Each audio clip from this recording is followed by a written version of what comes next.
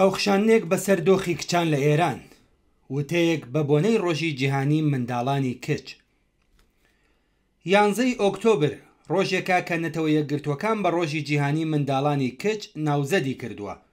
مەبەست لەم ڕۆژە تیژخستنە سەر نایەکسانی جەندەری و ڕەخساندنی دەرفەتی زیاترە بۆ کچانی خوار 18 ساڵ تەمەن لە سەرتاسەری جیهان.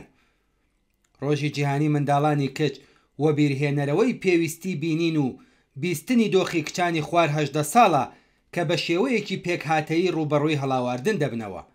مەبەست لەم ڕۆژە بریتیە لە بردنە سەرەوەی ئاستی وەشیاری گشتی سەبارەت بە نایەکسانی جەندەری و ناچارکردنی حکوومەتەکان بە گرتنەبەری ڕێوشوێنی کاریگەر، ڕێگە خۆشکردن بۆ زیاترکردنی دەرفەتی یەکسان لە بوارەکانی پەروەردە، تەندروستی، ماف، ئەمنیەت و بەشداری کۆمەڵایەتی. بەڵام کەلێنی نێوان ئامانجە ڕاگەیەندراوەکانی نەتەوە یەکگرتوەکان و واقعی ژیانی ملیۆنها کچ بە تایبەت لەو کۆمەڵگەیانەی کە یاسا و کەلتور و پێکهاتەی دەسەڵات هاوکات لە دژیان ڕیزیان بەستووە زۆر قوڵە. ئامارەکانی ڕێکخراوی نەتەوە یەکگرتوەکان و یونیسێف وێنەیەکی تاڵ لە دۆخی کچان لە سەرتاسەری جیهان دەخەنە ڕوو. بە گوێرەی داتا نێودەوڵەتیەکان تا ئێستاش 10 ملیۆن کچ لە خوێندنی سەرەتایی بێبەشن. لە زۆرێک لە وڵاتەکان لە هیندوستانەوە بگرە تا کۆمەلگا بێبەشەکان کچبوون واتە بەرەو ڕووبوونەوە لەگەڵ دوو تێچووی گەورەی کۆمەڵایەتی و ئابووری.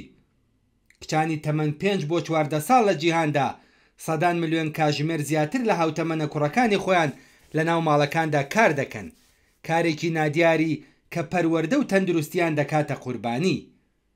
بە پێی خەمڵاندنەکان 200 ملیۆن کچ لە جیهاندا خەتێنەکراون و ساڵانە 3 ملیۆن کچ لە ژێر هەڕەشەی مەترسیدان. ساڵانە 12 ملیۆن کچی کەمتەمەن بە ناچاری هاوسەرگیری دەکەن و هەر ئێستا لە هەر پێنجن لە جیهاندا ژنێک پێش تەمەنی 18 ساڵی هاوسەرگیری دەکات. نوێترین توێژینەوەی یونیسێف دەری دەخات کە لە هەر 8 کچ لە جیهاندا یەکێکیان بەر لە تەمەنی 18 ساڵی تووشی تونترین جووری توندوتیژی سێکسی و دەستدرێژی سێکسی بووەتەوە. لە ناوچە شەڕلێدرا و قەیراناویەکانی وەک غەزا، ئۆکراین، یەمەن، لوبنان و هتت کچان تەنانەت لەگەڵ ئاستێکی زۆر زیاتر لە توندوتیژی، بێماڵ و حاڵی، بێسەرپەرشت بوون، دابڕان لە قوتابخانە و نائەمنی درێژخایەن بەرەو ڕوو دەبنەوە. ڕۆژی جیهانی منداڵانی کچ لە ئێران بە لێکدانەوەیەکی زۆر جیاواز و تەنانەت دژ بە ئامانجە نێودەوڵەتیەکانیش بەڕێوە دەچێت. ئەم ڕۆژە لە ساڵی 1386ەوە لە ساڵنامەی ئێراندا جێگر بووە، بەڵام نەک لە 11 ئۆکتۆبردا، بەڵکو هاوکاتە لەگەڵ ڕۆژی لەدایکبوونی فاتمەی زەهرا. ئەم هەڵبژاردن و پێناسە تایبەتە لە وشەی کچ کە بە پێچەوانەی پێناسەی نەتەوە یەکگرتوەکان تەمەنێکی دیاریکراو ناگرێتەوە و تەنها جەخت لەسەر کچێنی ژن دەکاتەوە. بەرنامەکانی ڕۆژی کچان لە ئێران لەسەر عیفاف و پاگڕەوەشتی کچان جەخت دەکەنەوە، نەک لەسەر وشیاری ئەوان سەبارەت بە هەڵاواردنی ڕەگەزی یان پشتیوانی لەو دەرفەتانەی کە دەتوانێت یارمەتیان بدات بگەن بەسەر بەخۆبوون.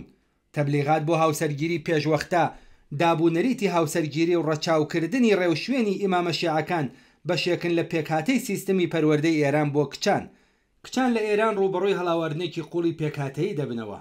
پشکی کچ لە میرات نیوەی کوڕە.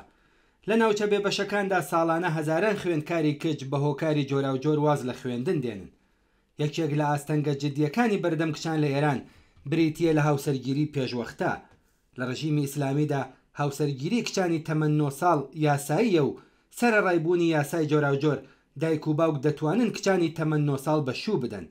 زۆرێک لەو هاوسەرگیریانە بەتایبەت هاوسەرگیری کچانی بنەماڵە هەژار و کەمداهاتەکان و کچانی پەنابەری ئەفغانستانی لە ئێران هیچ کات و لە هیچ شوێنێک تۆمار ناکرێت. بە پێی ناوەندی زانیاری ڕێکخراوی تۆماری مەدەنی ساڵانە نزیکەی 1500 بۆ 2000 کۆرپە لە دایکانی خواردتەمەنی 15 ساڵ لە ئێران لەدایک دەمن.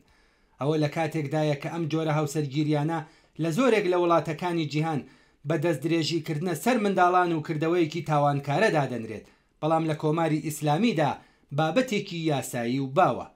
کچانی بنەماڵە هەژارەکان، کچانی دابڕاو لە خوێندن و کچانی کەمتەمەنی کار و سەرشەقامەکان لەگەڵ هەموو جۆرە دژواریەکی جەستەیی و دەرونی بەرەو ڕوو دەبنەوە. بوونی یاسای ئیسلامی کۆنەپەرست و دژەژن و کەلتوری پیاوسالاری زاڵ بەسەر کۆمەڵگەدا کێشەکانی ئەم کچانەی گەلێک ئاڵۆستر کردووە و ئەوانی لەگەڵ مەترسی باندەکانی بازرگانی کردن بە مرۆڤ و مادە هۆشبەرەکان بەرەو ڕوو کردوەتەوە. ئەو کچە کەمتەمەنە بەشودراوانە کاتێک دەبنە دایک ڕوبەڕووی کێشەی جۆرا و جۆر دەبنەوە. زۆربەیان بەهۆی دووگیانی و منداڵبوون لە تەمەنێکی کەمدا بۆ هەمیشە تووشی کێشەی توندی جەستەیی دەبن. ئەم کچانە نەک هەر لە سەردەمی منداڵی بێبەش دەبن، بەڵکو لە خوێندن و تەندروستی و دەرفەتی گەشەکردن و بەرەو پێشچوونیش بێبەش بوون. ڕێکخراوی نەتەوە یەکگرتووەکان داوای لە وڵاتانی ئەندام کردووە کە بە واژۆکردنی ئەجەندای 2030 هەوڵ بدەن تا ساڵی 2030 زاینی بگەن بە یەکسانی جەندەری تەواو. بەڵام کۆماری ئیسلامی خۆی لە واژۆکردنی ئەم بەڵگەنامەیە بواردووە چونکە بە پێچەوانەی یاسای ئیسلامیە. ئەوستەمە بنەڕەتیەی کە بەسەر منداڵانی کشدا دەسەپێندرێت بەشێکە لە چەوسانەوەی چینایەتی لە کۆمەلگەکاندا و پێویستە بە شێوەیەکی ڕاستە و خۆتر وەک بەشێک لە چەوسانەوەی ژنان پۆلێم بکرێت. نەهێشتنی بەشێک لەو ستەمومەینەتیانە و بەدیهێنانی بەشێک لە مافەکانی ژنان بە خەباتی یەکگرتوانی سەرجەم مرۆڤە شەریف و ئازادی خوازەکان ممکنە. ڕۆژی جیهانی کچ دەرفەتێکە بۆەوە بیرهێنانەوەی ئەو ئاستەنگ و ئاڵنگاریە قوڵانەی کە منداڵانی کچ لە ئێران لەگەڵی بەرەوڕوو دەبنەوە و سەرچاوەکەیان دەگەڕێتەوە بۆ هەڵاواردنی یاسایی، کەلتوری، پیاوسالاری و هەژاری. تا کاتێک ئەو پێکهاتە نەگۆڕدرێن وە کچان وەک مرۆڤی خاوەن مافی یەکسان نەناسرێن، ئەم ڕۆژەوە بیرهێنەرەوەی ئەو ئازار و مەینەتیانەیە کە ملیۆنها کچ لە ئێران ڕۆژانە بەدەستیەوە دەناڵێنن. لە وڵاتێکدا کە یاسا و سیاسەتی گشتی پشت بە کنترۆڵ و هەڵاواردن دەبەستێت، ڕۆژی کچان ناتوانێت ڕۆژی خۆشی و هیوا بێت. بەڵام مێژوش ئەوە نیشانەدات کە خۆراگری مەدەنی و بردنەسەرەوەی ئاستی وشیاری، هاوپشتی کۆمەڵایەتی و بەدواداچوونی شلگێرانە دەتوانێت ئەم دۆخە بگۆڕێت. بەهێزکردنی کچان نەک هەر مافی ئەوان، بەڵکو مەرجێکە بۆ پێشکەوتن و تەندروستی هەر کۆمەلگایەک. هەر هەنگاوێک کە پاشەکشە بە هەڵاواردن دەکات لە قوتابخانەی ئەمنەوە بگرا تا یاسای دادپەروەرانە سەرمایەیە بۆ داهاتوویەکی ئینسانی تر.